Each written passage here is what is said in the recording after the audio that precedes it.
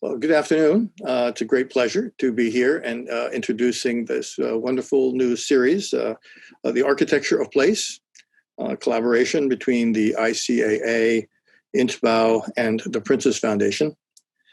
This series of talks is a collaboration between these three organizations and focuses on the built environment and its impact on the health of individuals, communities, and the planet. Established and emerging voices will speak on their work to create a better built future, something we can all look forward to. It is my pleasure to introduce the second lecture in the series.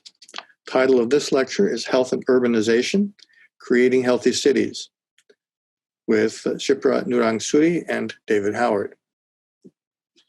Urban areas are expected to grow 1.5 times by the year 2045 to over 6 billion city dwellers, with developed land projected to triple. This growth is set against the backdrop of natural resource depletion and climate change.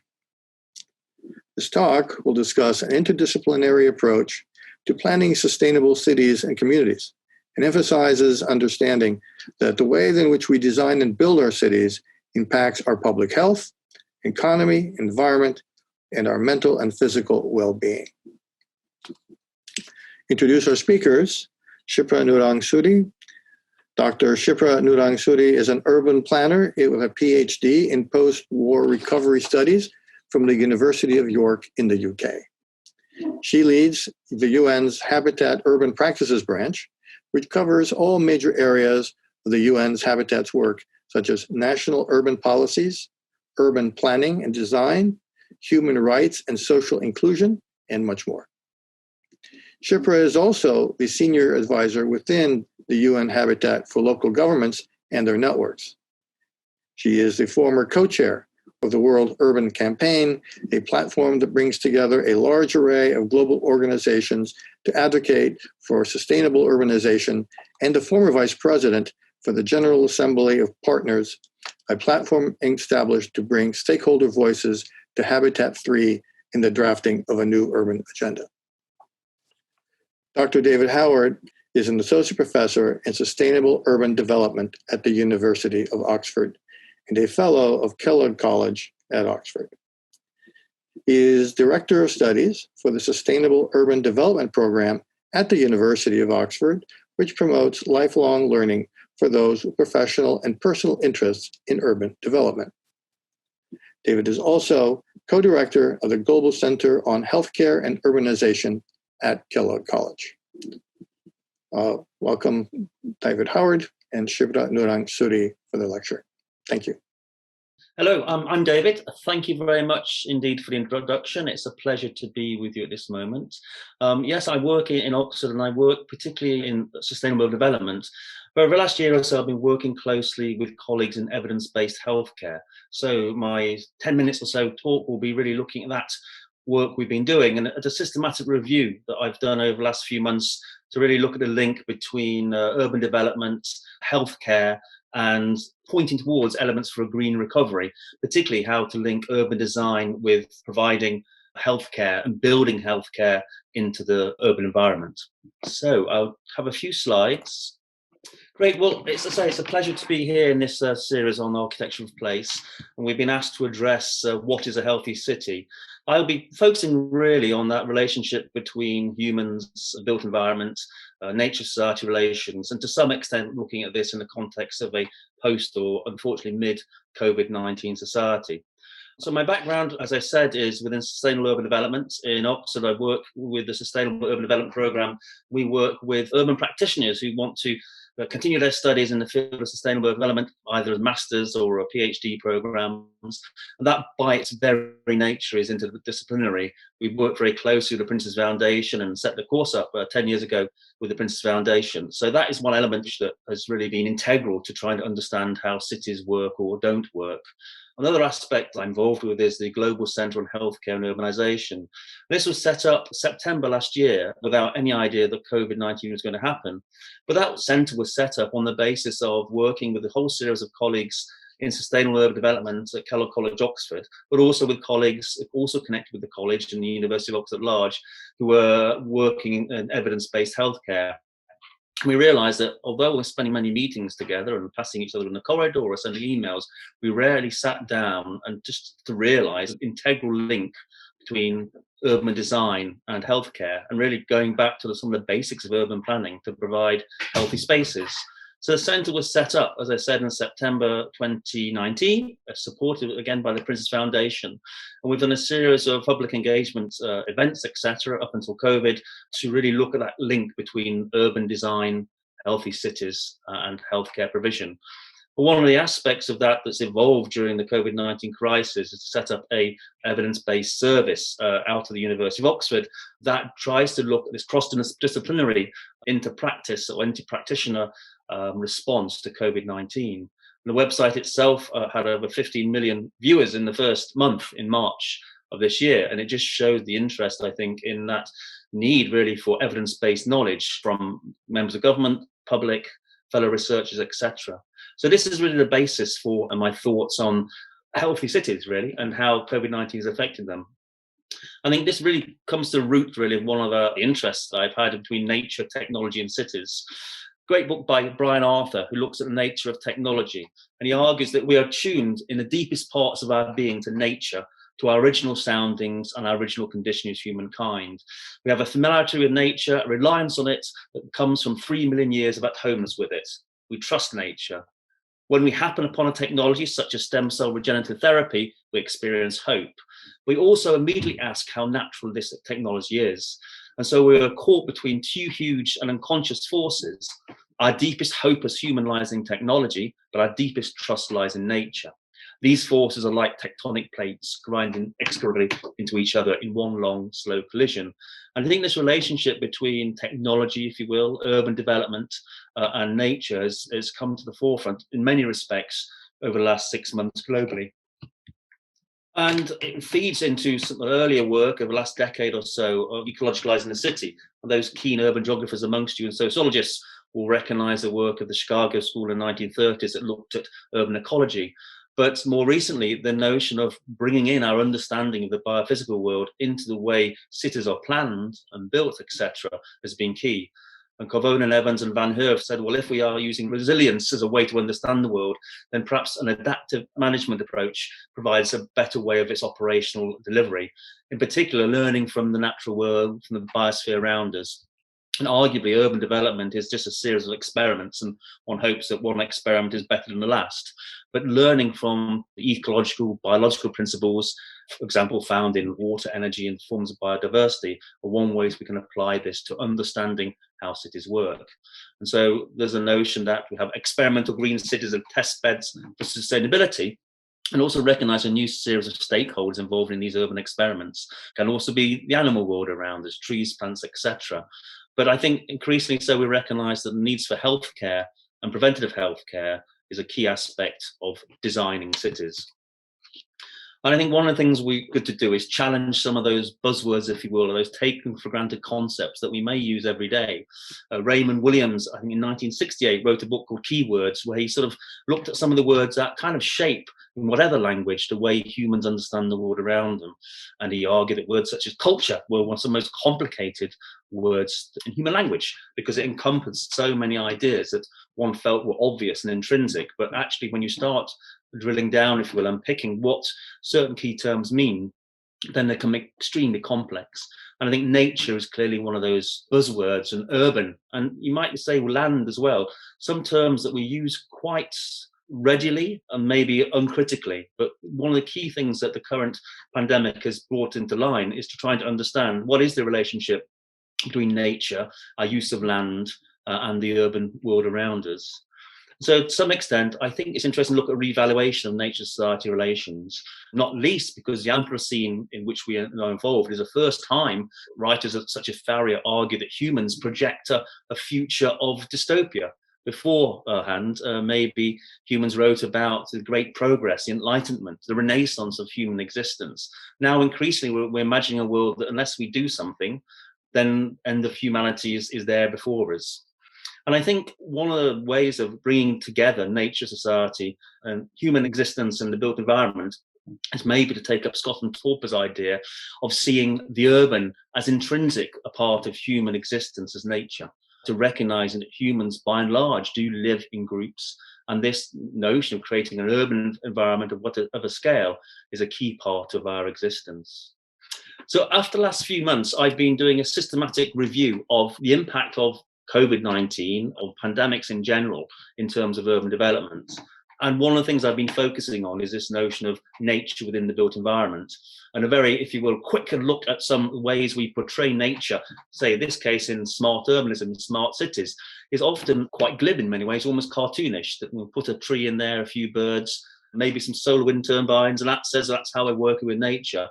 But arguably, as I mentioned, really digging into what do we really mean by nature-society relationships? Where do humans place themselves in that link or disconnection, if you will, from the biosphere? And arguably, some of the critiques of smart urbanism have been that humans become, if you will, digital points on an otherwise apolitical landscape. Well, nature too, arguably, could be maybe monitored and measured, but how much do we take into account natural rights or the rights of nature into our urban design?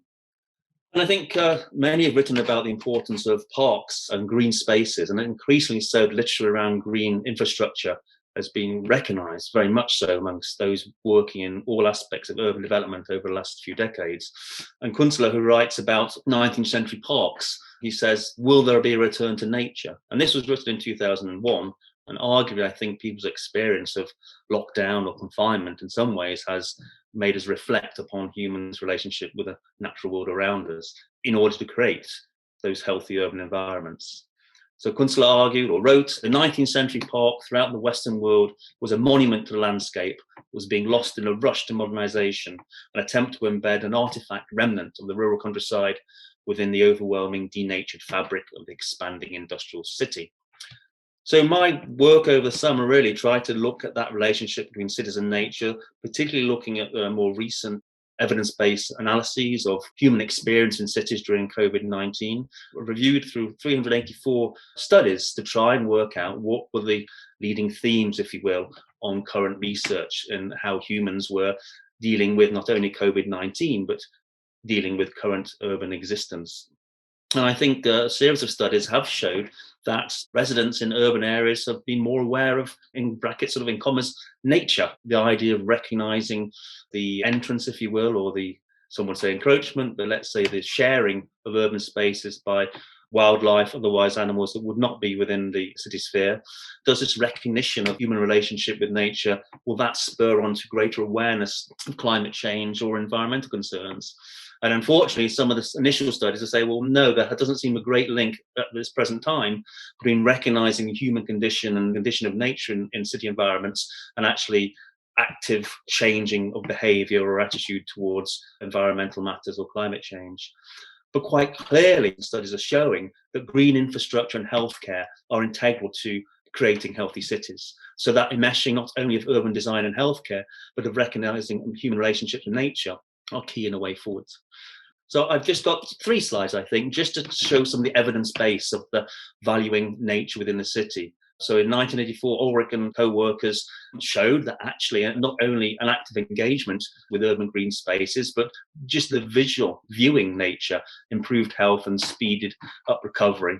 So in the hospital in the US, the team had 23 surgical patients who had a view onto a natural scene, the landscape, the garden, and showed that actually comparing 23 patients with similar ailments, that the 23 who had a view on nature by and large had a shorter stay in hospital, recovered quicker, had lower levels of depression or downtime, should we say, and their medication was more effective.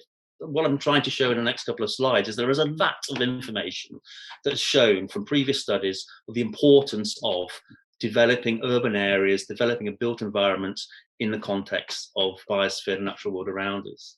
So parks, again, have been brought to the fore really during this post-COVID era, especially for urban settlements.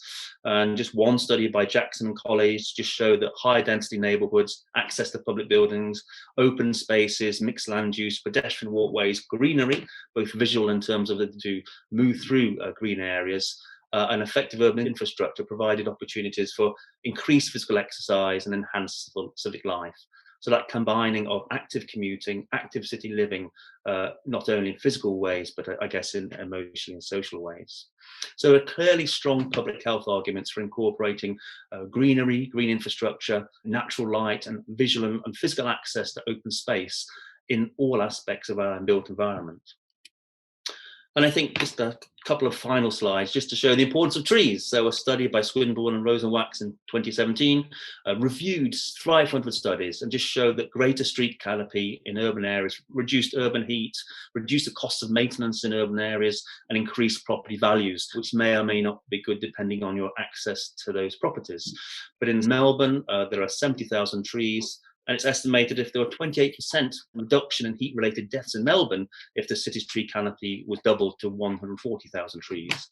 Similarly, in the city of Brisbane, it was estimated that the value of trees in terms of improving air quality, capturing rain and storing carbon was estimated at just under 1.7 million Australian dollars. And the final study, I'm very happy to give these full links to the audience if they're interested. Vandenberg and colleagues did a systematic review, the first systematic review of epidemiological studies examining the relationship between green space and health. And from reviewing the series of studies, evidence clearly showed that living in greener environments is associated with better mental health and lower all-cause mortality.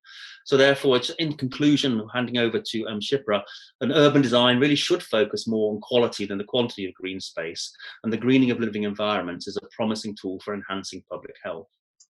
Thank you. That was great. And I'm just going to exactly take off where David left off and talk about how do you create healthy cities by integrating health in urban and territorial planning.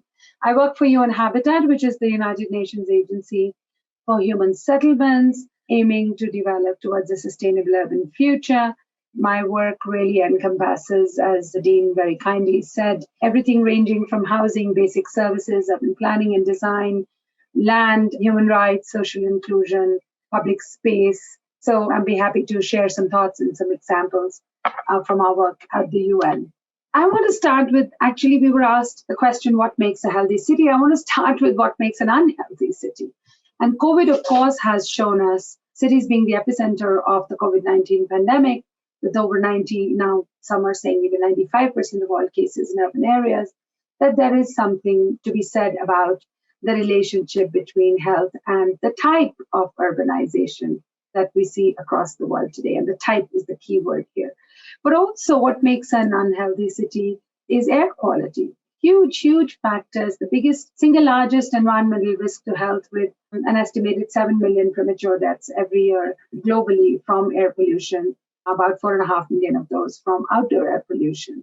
Physical activity, the way cities are planned and designed, David was talking about compactness and walkability, but worldwide, 1 in 4 adults and 3 in 4 adolescents do not currently meet the global recommendations for physical activity. And the costs of that are huge, both in direct healthcare as well as lost productivity. And finally, what makes an unhealthy city is also the very, very poor nutritional health of its residents, linked to physical inactivity, but also linked to the type of food we eat and the type of nutrition we get, etc. So there's a lot to be said on health and cities and unhealthy cities. But what are the spatial factors? And I'm elaborating on what David just talked about. What are the spatial factors that are linked to public health? When you look at planning, and I'm a planner by training, by profession, you look at the use of resources, you look at land use, you look at urban form and design, you look at transport, mobility, movement networks, look at green, blue, and public open spaces, and you can see that they can protect you from harm in terms of air pollution, noise, exposure to risk. They can promote health, and they can provide services and access to services, which basically can enhance our physical and mental health, as well as health equity, which is really access to healthcare services. Planning for healthy cities results in co-benefits across a wide range of SDGs. Those of you who know, the Sustainable Development Goals were adopted in 2015 as part of the Agenda 2017 goals with 169 targets. And one of them, of course, relates to good health and well-being. That's the SDG 3.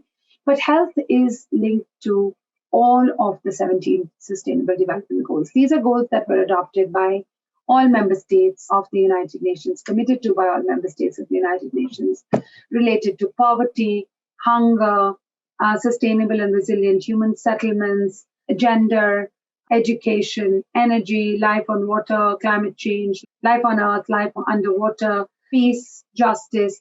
And you can see that health is a factor which really is connected to all of those goals. It's not just COVID. It's also the range of non-communicable diseases that threaten the resilience and sustainability of cities and of human settlements. So what do we do? What are we doing about it? At UN Habitat, our objectives are threefold when you talk about planning for healthy cities and territories.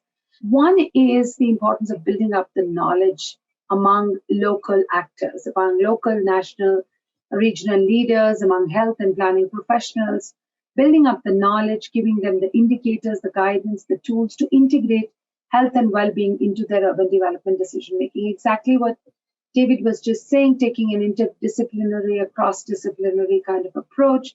In fact, planning was a profession that was rooted in public health, came about because of the need for public health improvements.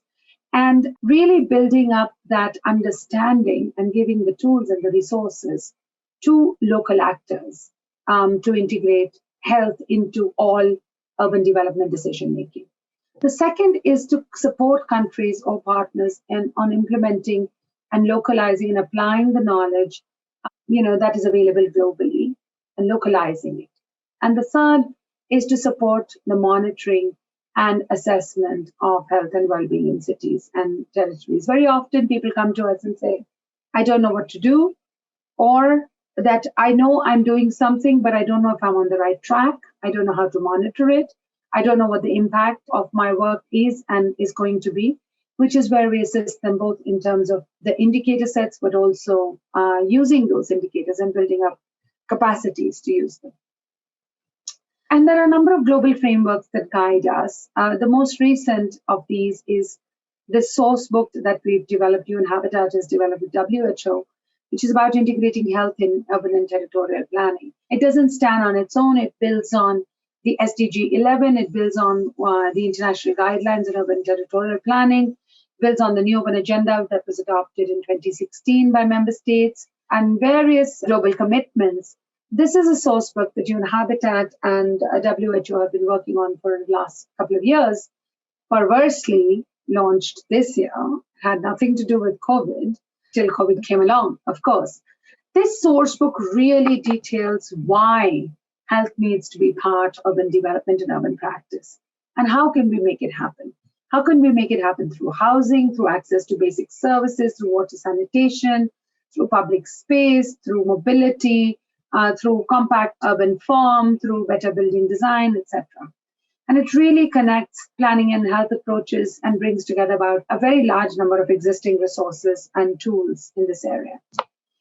Interestingly, it has different kinds of entry points, which is important because very often you get put off when you look at a resource because it's got nothing to do with your type of work or the entry points that you're familiar with.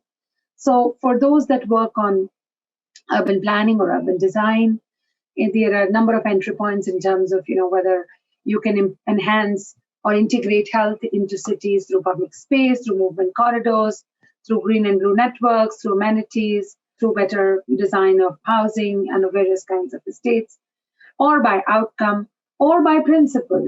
Are you in the business of road safety? Are you in the business of social and environmental justice?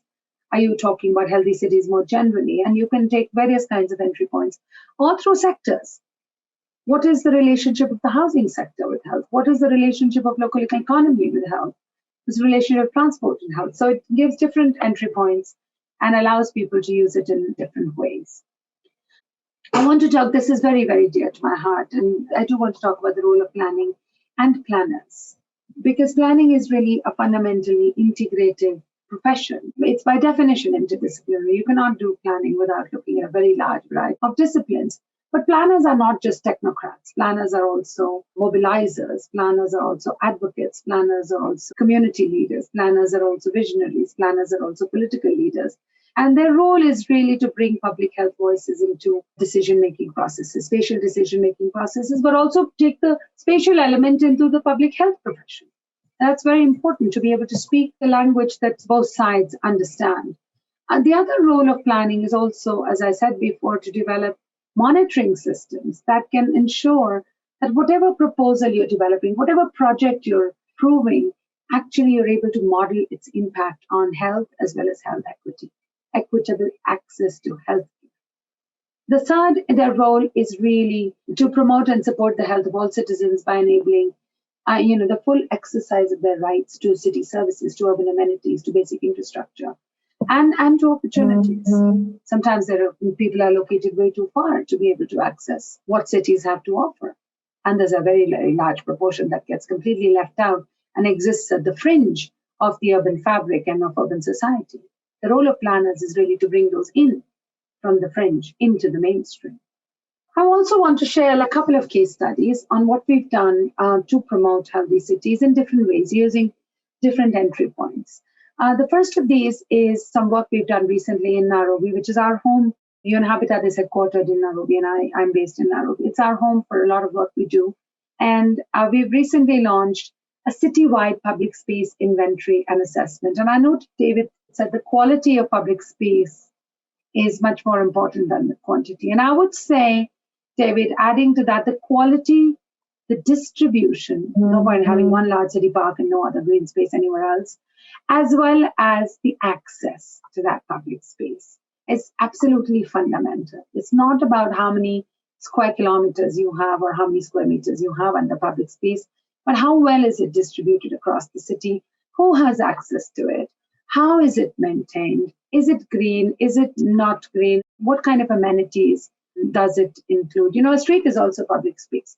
Technically, a highway also counts into public space. That's not what we're looking for, right?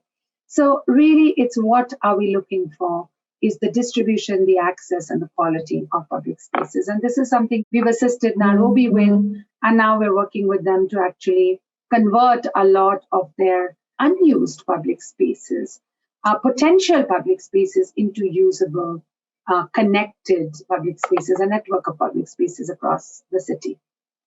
A second example I want to give is really about, we've talked a little bit about climate change, not much, but really talking about cities and cities being both the generators of greenhouse gas emissions, but also the main sufferers from the impacts of climate change.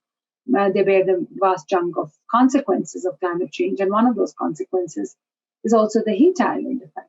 And we're working in Sharjah in the UAE. We're looking at nature-based solutions. We're looking at areas with green coverage, mapping areas with green coverage, and seeing how there is a heat island effect and how that heat island effect can be reduced through enhancing green cover. So we've mapped out the whole city, and we're looking at per capita green area in different parts of the city and how that can be enhanced. So that's the other small example I wanted to give. And a third in Cameroon, where we are doing exactly what was just talked about, just really building a coalition of actors for a healthy urban and a healthy planning system.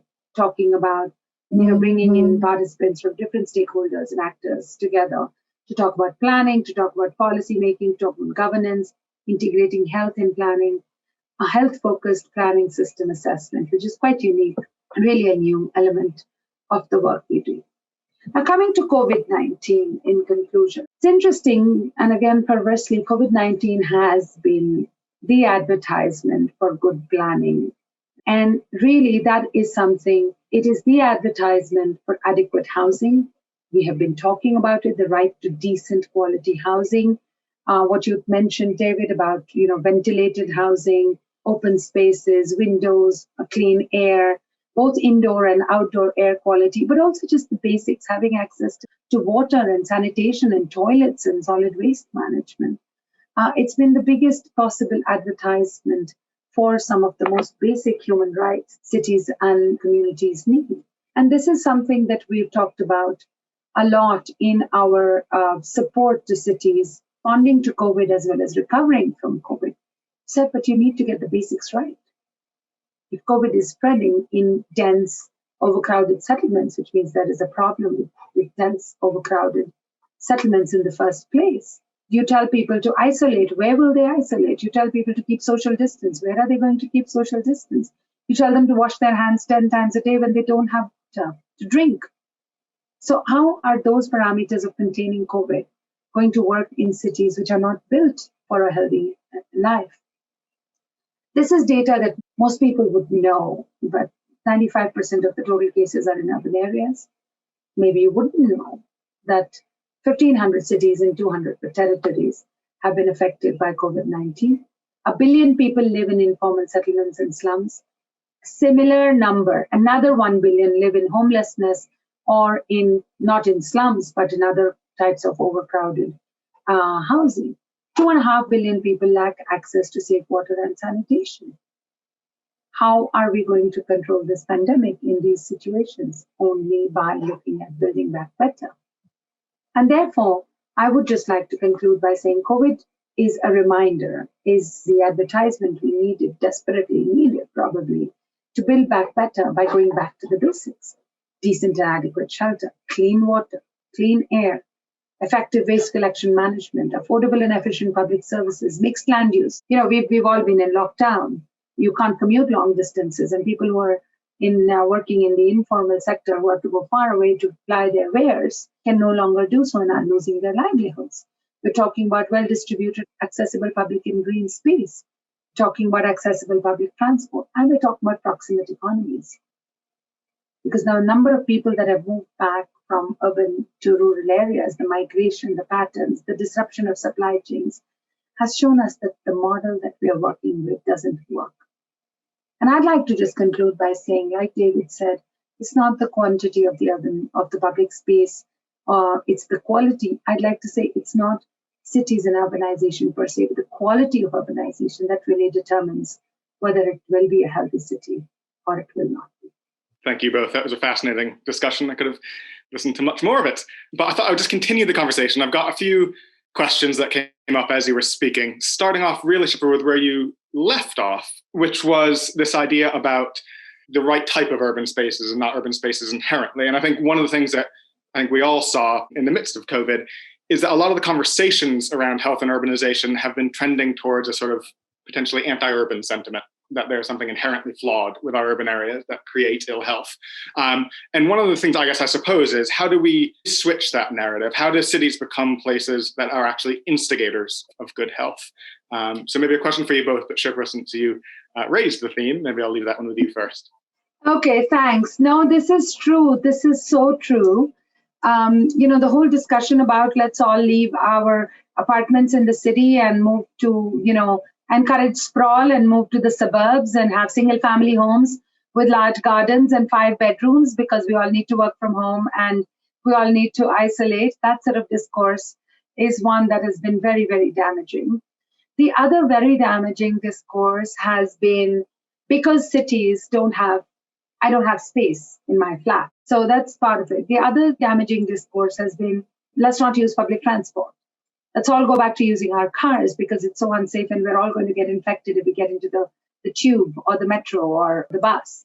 Let's also not go out into public space. You don't know who you meet. You don't know how you're going to engage with those people. And the whole point about the whole counter argument that we've been talking about is constantly saying, yes, but if we had adequate public space, well-distributed public space in the hearts of cities, we could have used it in this time. We could have used it effectively. The problem with public transport is not public transport per se, but the fact that we don't have enough of it. That we have, a matatu which should take 22 or 21 passengers usually takes about 49 because you don't have enough of it, right? And similarly, when you talk about housing, you talk about, we don't have well-ventilated housing or apartments. The fact of the matter is that we have built too close, we have built too dense, and nobody ever said that, density will solve everything. There is an optimum density. That's all stuff. And then beyond that, Dhaka is not optimum density. So really we have to flip the narrative by saying, yes, but what kind of urbanization are we talking about? And the other point is really that just because COVID has come, the climate problem hasn't gone away.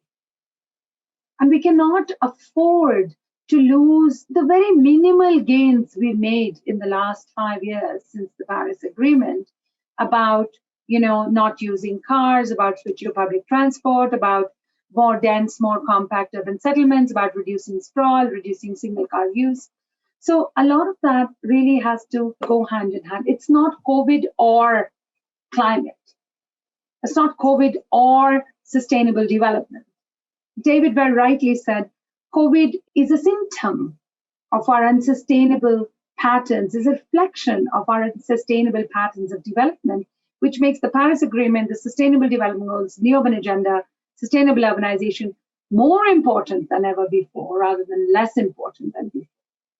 That's the narrative we need to really capture. I give it over to David to take off from there. Thanks very much, Shipra. I think if there's some of the early studies coming out in cities, high level, you mentioned that 95% of cases, of COVID cases, were urban areas.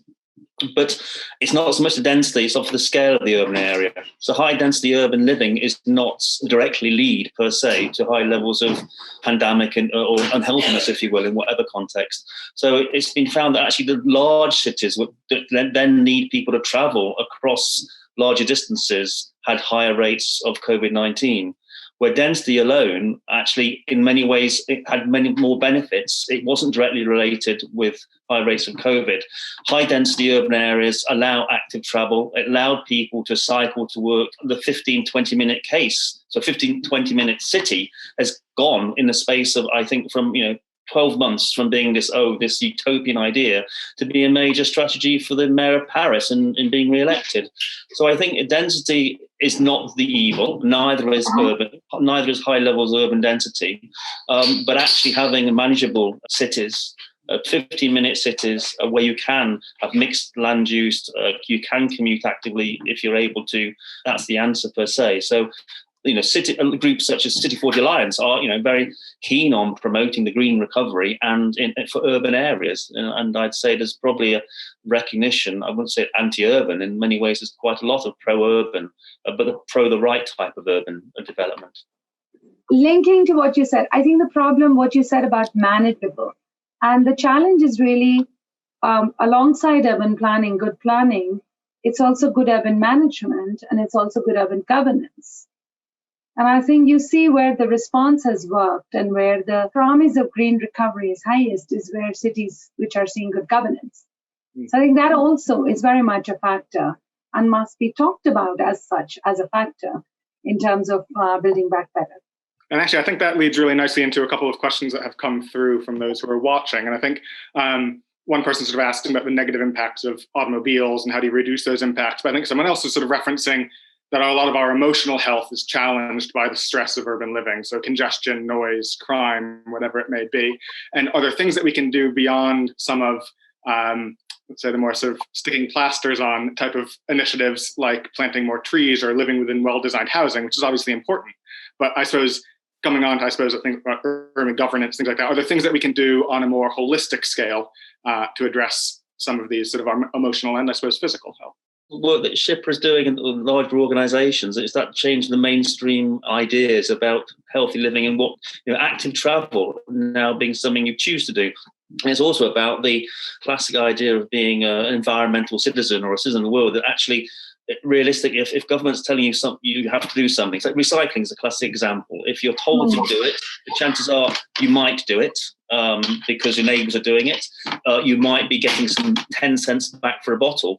But as soon as those initiatives are taken away, unless there's a definite emotional sort of engagement to change, and that's really the only way you can have a sustainable path for the future.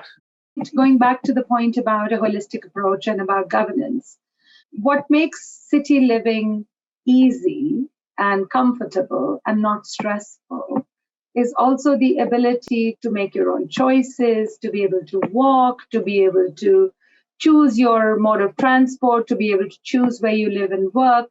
Many other factors involved, including the cost of housing, the availability of infrastructure to walk or cycle, the proximity you have to your place of work, and simple stuff such as the street lighting. So there are many factors that actually, some of them seem cosmetic, but have a very, as David in one of his slides was talking about the impact of trees, it seems cosmetic, but it has a very strong, proven health impact. Now, there's a lot of research around it. Similarly, streetlights seems like a like what? But talk about a woman wanting to walk from the bus stop in the evening to her home on a dark street. And what is her biggest stress factor is the fact that there is no light on that route that she takes every day. So all of those can be resolved through a better approach to urban governance, through more transparent, more accountable governance, but also through very basic environmental design. Very, very basic environmental design can take care of a lot of those parameters. I think that makes a lot of sense. And I think that also brings something that both of you really touched on in your talks. And I think that was the idea that this is a very interdisciplinary subject. This is something that inherently cuts across a range of subject areas, a range of disciplines, a range of practices. And I think a question obviously quite interesting and close to my heart. What is the role of education within that? And I think that is true of both the education of practitioners and the education of the public. And how do we create sort of that next generation who are taking a more integrated, interdisciplinary approach to addressing some of these things? I think that's key. And in terms of having multidisciplinary courses, short courses, accessible as well for people who have or are interested in urban matters who are practitioners. So you can have architects, engineers, finance folks sitting around the same table and discussing matters in a sort of in an atmosphere that's not competitive. So the program I work with, it's quite interesting how we have workshops and we'll have a room of mixed urban practitioners sitting down. And many say it's quite nice to be able to talk about architecture without having to represent my firm. I can discuss engineering issues or financial issues, and we're not sort of out in a project ongoing to be competitive or just have to protect their corner. And there's a great survey just completed by the Institute of Commonwealth Architects and Engineers that has come out that recognises the shortage of certain key skill areas, in this case Commonwealth contracts. I think you can look well beyond the Commonwealth, but not only the shortage of some key training areas, but in many cases, there are too many planners in some areas and too few in others. So I think the redistribution of those skills are key, but also to have a situation where you do speak across the various disciplines and practices. And I think Shipra is far more qualified to talk about that than me, because I spend most of my time in a classroom or on a field site, etc. But that interdisciplinarity is key, and talking across languages, if you will, or professions. No, absolutely. And in fact, I want to pick up on an example from my former academic life where I was teaching a course. I won't say where. I was teaching a master's in urban design course. I was taking a small course on international frameworks for sustainable urban development. And I asked, there were 18 students in the class. In my first class, I said, how many of you have heard of the SDGs? 2. How many of you know something about the Paris Agreement? 1. And I said, what are your aspirations? What do you want to do? And most of them wanted to open their own private architectural urban design firm, this, that. So I said, do you realize that with the next building you build, you will single-handedly be responsible for destroying the climate? And they're like, what? What's it got to do with me? And you realize the lack of interdisciplinarity in many, a vast majority. There's very few, like your center, David, but also some of the others. There's very few which actually even teach about, forget about interdisciplinary linkages, which actually even teach about the major problems facing the planet today, whether it is poverty, whether it is inequality, whether it is informality, whether it is climate change, whether it is biodiversity loss, whether it is, health inequity. I think several years ago, about 10 years ago, there was this survey also by one of the Commonwealth organizations, I think CAP or one of those, Commonwealth Association Planners, which actually said that less than 5% of planning courses in the world taught anything about climate. Arguably, this was 10 years ago, but still, so it's an example. That is changing. Of course, you're in academia. We support a lot of work around continuing education with planning associations, with networks. And we've just launched something which says, as part of your continuing, with the APA, for example, the American Planning Association, as part of your continuing education, you have to take credits every few years, and you have to take at least 4 courses in climate-related stuff before you can get your credits. So suddenly they're tied to something new. So both in terms of education, graduate and postgraduate education, Also school education, starting very young, continuing education, the stuff that we do, which is capacity development of professionals through practice, on the ground. All of that has to take a harmonized approach, a consciously interdisciplinary, multidisciplinary approach. We don't do that, we will never come to those sustainable solutions we're looking for. We'll not come to that transformative change that we're looking for. And probably, David, you and I need to have an offline conversation where we're going to take this conversation forward. But those are the kinds of things we need to do together. I'd like to join that conversation. But, no, I think what you're pointing to is sort of this almost virtuous circle between learning and teaching, and how it's constantly sort of reinforcing. We're going to end with one final question, I'm afraid, just for the sake of time, but take one from one of the people watching, Lisa, who I think it's a really interesting question. It states that when COVID began, Seattle shut down all the urban parks to discourage gatherings. It was deemed okay to walk, but gathering was discouraged. They've since reopened the parks in full. Do you find it interesting how our health recommendations are constantly evolving throughout the crisis as we learn more about the virus and how the urban environment is set up to respond? I think a really interesting and timely question to leave us on. And Shipra, I don't know if you want to take that one first. No, indeed, we didn't know enough about the virus. We still don't know enough about the virus. But the one thing that's constant is change. The one thing that we do know is we're going to have to learn to live with this. Any promises of a vaccine being available, mass produced, and for every man, woman, and child on this planet is not a real proposition. So we are learning. We are talking about people being able to use spaces with a certain density and with a certain distance, with certain time distribution. Again, public health officials and city officials whose guidelines have evolved have actually fared better than those who have been very rigid from the beginning, because the social consequences of a rigid lockdown, the mental health consequences, but also the social consequences of a very rigid lockdown in a lot of the world are equally disruptive and equally devastating and traumatic. We do have to evolve. And in fact, cities that have evolved and changed and adapted their responses as more and more knowledge has emerged about the virus and about how it spreads. The use of opening parks is a political as well as a science-led response, and science evolves and what we know changes on a rapid basis. So rules will change as our scientific knowledge changes quite rapidly. But it also comes down, the whole idea of urban governance, that really to create a healthy city, it's looking at, what the experts or researchers in healthcare are saying, and also relating that in terms of forms of effective governance. I think one of the key aspects I think that's coming through is the almost competitive nature between countries. That it's almost like, I have no idea how many variations are, but let's say there is COVID-19, how each country and in some ways each cities are sort of responding in different ways. And I think that is probably something that I find of interest, that it's all like each on our own against a global virus, which raises questions.